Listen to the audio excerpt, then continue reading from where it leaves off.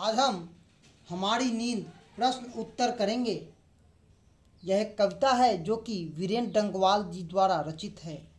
पहला प्रश्न है, कविता के प्रथम अनुच्छेद में कवि बिंब की रचना करता है, इसे स्पष्ट कीजिए। हम लिखेंगे, कविता के प्रथम अनुच्छेद में कवि ने एक बिंब की रचना करते हुए कहा है, मानव जीवन एक बीज के समान है। जैसे बीज में अंकुरन का गुण होता है, उसी प्रकार मानव जीवन में भी आगे बढ़ने का गुण प्रकृति प्रदान करता है। बीज का अंकुरन अनुकूलन बीज के परतों के चीरकर निकल जाता है, उसी प्रकार मानव जीवन के आगे बढ़ते गुण परिस्थितियों के घेरे को तोड़कर आगे बढ़ जाते हैं। दूसरा प्रश्न है, मक्खी के जीवन क्रम का कवि द्वारा उल्लेख किए जाने का क्या आशय है? मक्खी के जीवन क्रम का कवि द्वारा उल्लेख किया जाने का आशय है कि मानव जीवन क्रम में अनगिनत आशाएं इच्छाएं की उत्पत्ति करता है। उसमें से कुछ आशाएं और इच्छाएं परिस्थिति के अनुकूलता के कारण समाप्त भी हो जाते हैं। तीसरा प्रश्न है, कवि गरीब बस्तियों को क्यों उल्लेख करता है? कवि गरीब बस्तियों का उल्लेख इसलिए करता है कि ग्रामीण परिवेश के लोग भी वह आराम और सुविधायुक्त जीवन जीना आरंभ कर दे, जिससे जीवन लापरवाही का शिकार हो जाती है। चौथा प्रश्न है, कवि किन अत्याचारों का और क्यों जिक्र करता है? कवि के द्वारा जिन अत्याचारों का जिक्र किया गया है वे है आराम, सुविधा और लापरवाही। क्योंकि मानव जीवन में जब उपयुक्त आराम आदि अत्याचारों का प्रभाव बढ़ जाता है तो मानव जीवन जो विकासशील है, विकास की धारा कुछ अंशों में अवश्य शिथिल पड़ती है। अर्थात अगर मानव जीवन में आराम, सुविधाएं और लापरवाही की जगह नहीं दी जाए तो अवश्य मानव जीवन के विकास की गति में अनुरूपता होगी। पांचवा प्रश्न है, इनकार करना न भूलने वाले कौन है? कवि का भाव स्पष्ट कीजिए।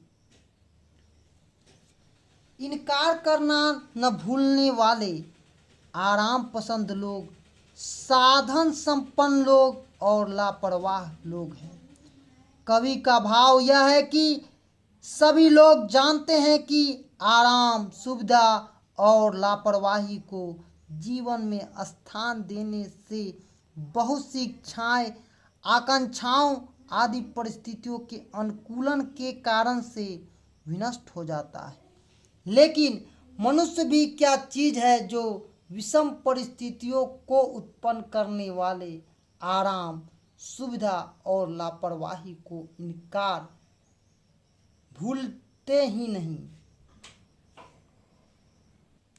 छठा प्रश्न है, कविता के शीर्षक की सार्थकता पर विचार कीजिए। हमारी नींद अर्थात हमारी लापरवाही या आराम पसंद जीवन आगे बढ़ने में बाधक है। अर्थात ये सब चीज़ें गतिशील जीवन की गति को स्थिर करता है, परंतु हमारा जीवन विषम परिस्थिति उत्पन्न करने वाली हमारी नींद की परवाह किए बिना आगे बढ़ना ही जा रहा है। हमारी नींद यदि जीवन का अवरोधक है तो जीवन भी हमारी नींद से उत्पन्न है। बाधा को बिना परवाह किए आगे बढ़ाना है। अतः इस कविता का शीर्षक सार्थक है। सब प्रसंग व्याख्या करना है। गरीब बस्तियों में भी धमाके से हुआ देवी जागरण, लाउड स्पीकर पर। हम उत्तर लिखेंगे।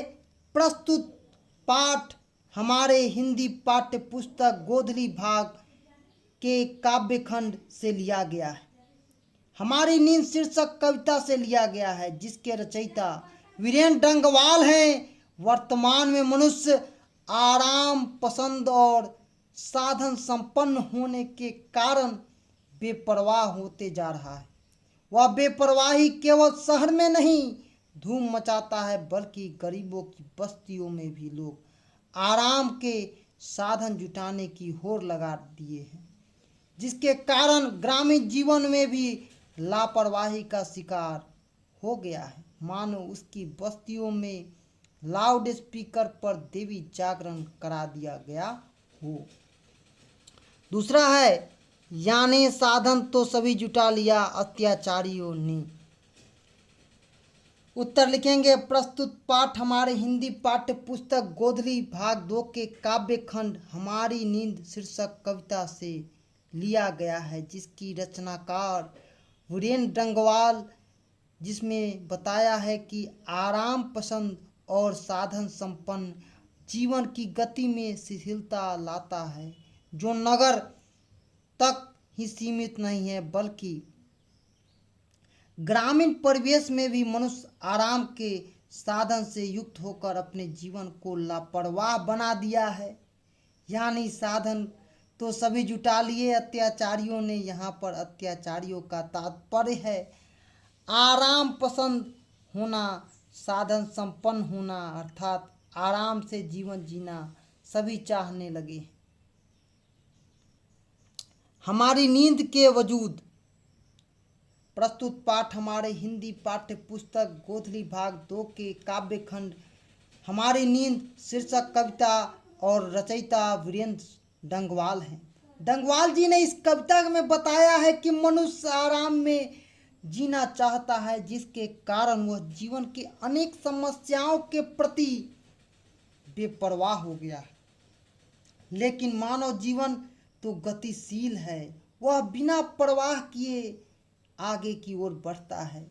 हमारी नींद के वजूद अर्थात गतिशील मानव जीवन हमारे द्वारा उत्पन्न किए गए विषय परिस्थितियों के बावजूद आगे बढ़ता जाता है। 8वां प्रश्न है, कविता में एक शब्द भी ऐसा नहीं है जिसका अर्थ जानने की कोशिश करनी पड़े। यह कविता की भाषा की शक्ति है या सीमा।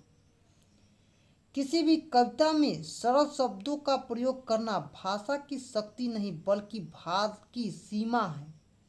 किसी भी कविता या किसी भी भाषा में कविता के जटिल शब्दों को भी भाषा कहते हैं, लेकिन जबकि जटिलता की सीमा को पार कर सरल शब्दों में इसे व्यक्त किया जाता है, तब इसे हम कविता लिखते हैं तो सरल शब्दों का प्रयोग सीमा ही माना जाता है।